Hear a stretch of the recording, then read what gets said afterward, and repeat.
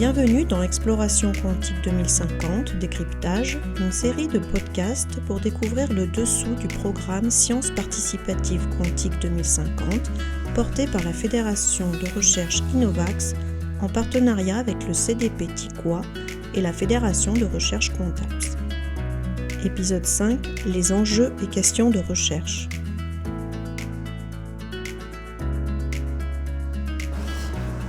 Alors pour ce dernier épisode, on s'éloigne du cœur scientifique grenoblois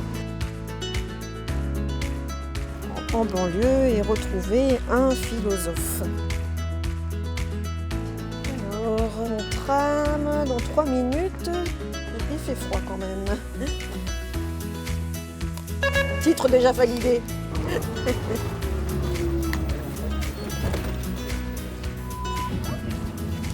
Eh bien là finalement je m'attendais à une ambiance sereine et calme. Non, c'est quand même animé. Voilà. Je vais quand même me stabiliser quand même dans la rame. Le tramway c'est la société en fait. Toutes ces personnes que je vois, elles auraient pu participer à ces fameux ateliers de sciences ouvertes et participatives. Bonjour Thierry Ménissier. Bonjour. Pour conclure un petit peu tout ce qui s'est passé dans ce processus et cette posture méthodologique, il y a de la matière, énormément de matière fictive qui a été créée. Alors qu'est-ce qu'on en fait de cette matière créative maintenant ? Merci beaucoup pour l'invitation. Thierry Ménissier, professeur de philosophie à l'université Grenoble-Alpes, responsable de la chaire de recherche éthique et IA de l'Institut multidisciplinaire en intelligence artificielle de Grenoble et co-responsable scientifique du CDP IDEX TIQUA. Je rappellerai d'abord que j'ai participé à ces ateliers design fiction et que c'est le philosophe qui va vous parler. Alors,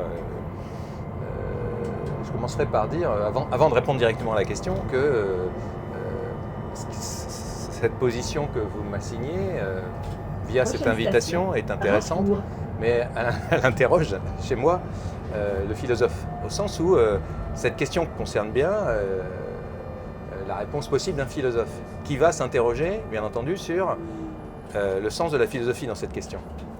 Alors, du coup, on termine par la philosophie, si j'ai bien compris, la série des podcasts. C'est bien ça ? Direction. Exactement. Bon. Louise Michel. Ça pose une question parce que, en fait, on a pris l'habitude, et que c'est peut-être une mauvaise habitude, de terminer sur les questions de recherche par la philosophie.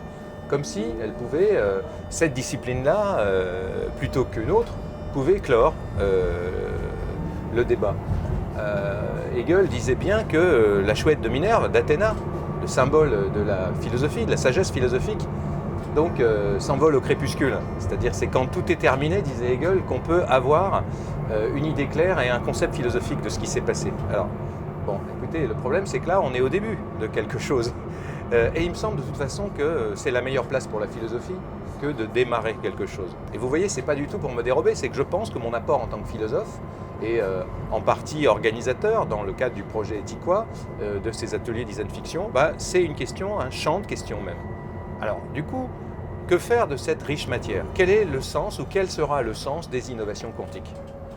C'est la question qui personnellement me motive dans cette communauté quantique, dans toutes les questions qu'elle se pose. À ce jour, il me semble, c'est plus qu'une hypothèse, c'est une conviction que personne ne peut dire ce que sera le sens des innovations quantiques. Là, on dirait que cette société quantique, c'est une page blanche. Est-ce que c'est vraiment comme ça qu'on peut l'entendre pour la société Oui, en fait. j'aimerais le croire. J'aimerais le croire, et finalement, grâce au design fiction, nous pouvons faire en sorte d'imaginer, ou faire en sorte tout simplement, que ce soit comme une page blanche. À défaut précisément d'être une page blanche. Alors, il se trouve que j'ai, ces 15 dernières années, beaucoup travaillé sur les différents sens de la notion d'innovation. Il se trouve que les forces qui sont à l'œuvre, les forces actives qui sont à l'œuvre dans l'émergence des innovations, ne font pas rêver. Il s'agit des grands acteurs du capital, il s'agit des États-nations engagés dans la lutte pour leur survie et la promotion de leur propre souveraineté. Donc, soyons réalistes, comme j'essaie de le faire en philosophie politique. Mon saint patron étant, je le rappelle, Nicolas Machiavel, qui en appelait à ce qu'il appelle la recherche de la verità effettuale della cosa, c'est-à-dire la vérité des faits et des effets. malheureusement, ou de toute façon, la vérité des faits et des effets de ce qu'on appelle l'innovation, c'est la dynamique. Ici, des firmes libérales dans le système du capital, là, celle de la concurrence féroce des États-nations dans ce qu'on appelait autrefois l'impérialisme, qu'on appelle peut-être aujourd'hui la lutte pour la souveraineté nationale. On peut évoquer les biotechnologies et nous voilà devant les futures innovations quantiques. Stricto sensu, elles ne font pas rêver. Et peut-être est-ce là le travail auquel nous pouvons nous livrer avec la riche matière des ateliers du design fiction. Faire rêver avec l'innovation quantique. On a déjà une intermodalité maritime, terrestre et aérienne qui permet de répondre à l'ensemble de la population mondiale aux besoins. Très heureux de vous présenter la société Cuprine sur un projet d'intelligence artificielle qui assure tout le processus de protection de l'œuvre ainsi que sa fabrication et sa diffusion. À partir d'un prélèvement sanguin, de rapidement cibler une protéine qui pourrait être impliquée dans un processus tumoral. On a imaginé des bracelets grâce à des capteurs pour contrer ces champs électromagnétiques. On est une association qui essaie d'aider les citoyens avec les animaux de compagnie ou les animaux de travail augmentés. C'est l'originalité de cette démarche.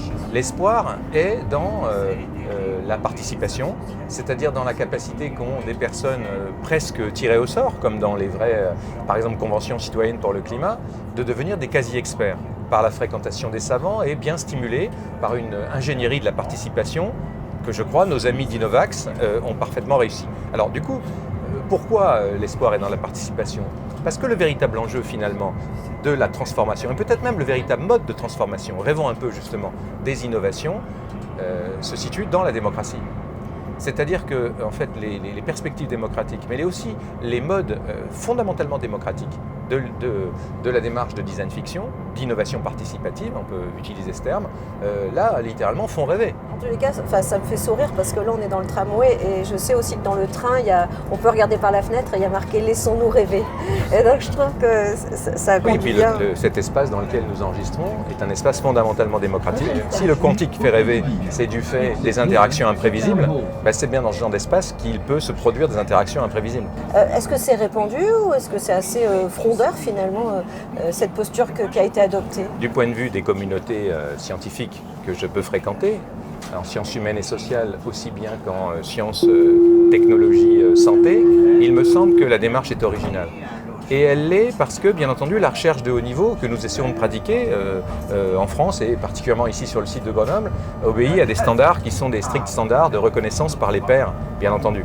Alors, d'un autre côté, j'ai remarqué, pour avoir conçu moi-même quelques dispositifs divergents de ce type, qu'en fait, il y a une faculté qu'on ne fait pas assez travailler en recherche, qui est la faculté d'imagination.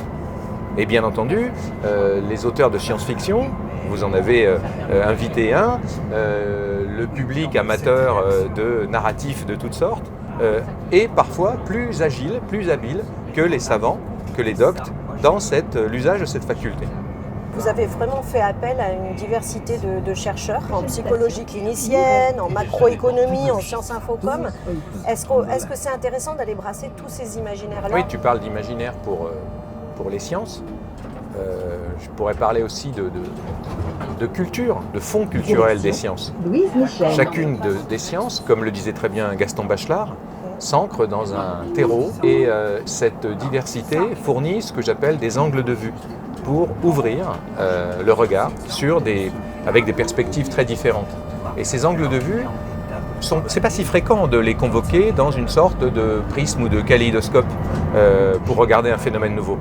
Ce que nous avons à penser, c'est pas tellement la physique quantique. Ça, il y a des grands spécialistes, ou l'informatique quantique, il y a des grands spécialistes qui feront leur travail.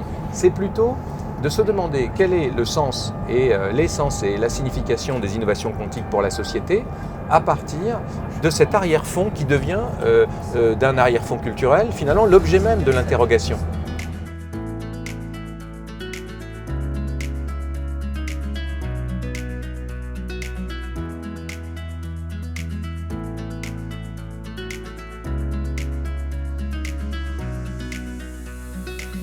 Je crois que avec cette méthode du design fiction, on a quelque chose qui relève d'un enjeu démocratique majeur, qui est ce que Cornelius Castoriadis, dans une référence que j'aime beaucoup citer parce qu'elle renouvelle profondément l'esprit d'innovation, appelée une possible institution imaginaire de la société.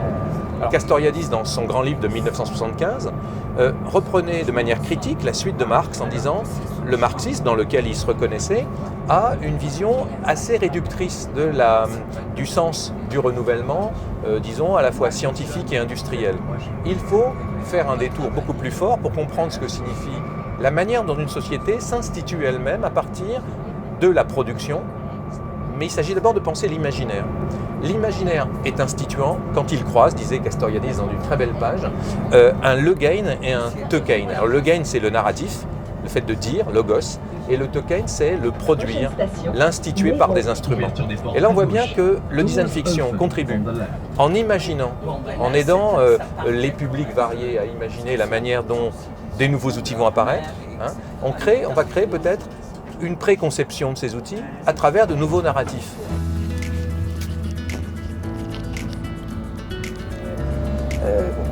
J'ai cru comprendre que dans votre posture méthodologique, vous avez convoqué la coopération internationale, notamment avec l'Université de Sherbrooke. La recherche sur les innovations quantiques à travers le dialogue de toutes les disciplines, bien entendu, ne saurait être quelque chose de franco-centré ou de spécifique, même si nous avons une petite longueur d'avance manifestement en France, au bassin grenoblois, à la communauté scientifique grenobloise. Tout simplement parce que, de toute façon, les recherches sur le quantique sont de niveau mondial. Elles impliquent des sites, elles doivent impliquer des sites qui eux-mêmes sont en avance. Mais je dirais aussi que j'attire votre attention sur le fait que la naissance du quantique n'a jamais obéi à une pure ou une dure réalité nationale. Le quantique financé par aujourd'hui aussi bien des firmes que des États, je l'ai dit tout à l'heure, dans la recherche de la survie de leur propre souveraineté, échappe à la souveraineté. Il suffit de voir la trajectoire des grands inventeurs du quantique. C'est ce que montre très bien, je crois, la plupart des grandes histoires de la physique quantique. La science n'obéit pas à des déterminations ni capitalistes ni souverainistes. Fondamentalement, nos amis de Sherbrooke, nous avons avec eux une sorte de connivence méthodologique, de goût avec le laboratoire, l'unité mixte internationale du LN2 de Sherbrooke. Nous avons un goût pour, clairement, le dialogue entre les disciplines en convoquant l'imaginaire, en étant susceptible de vraiment bouger les lignes, disons purement scientifiques, traditionnellement. En tous les cas, pensez plus loin, pensez plus large. C'est exactement ça. Merci beaucoup. Thierry Minissier. Merci. Allez, zoom. Au revoir, mesdames. Au revoir. Hop, hop.